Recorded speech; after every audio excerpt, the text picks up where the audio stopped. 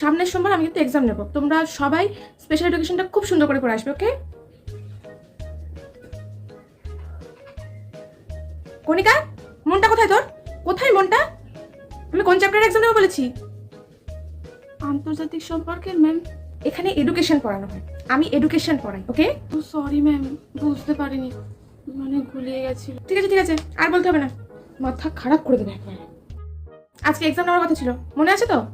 Ma'am, আপনি তো বলেছিলেন 9 তারিখে এক্সাম নেবেন, আর আজকে তো সবে 6 তারিখ।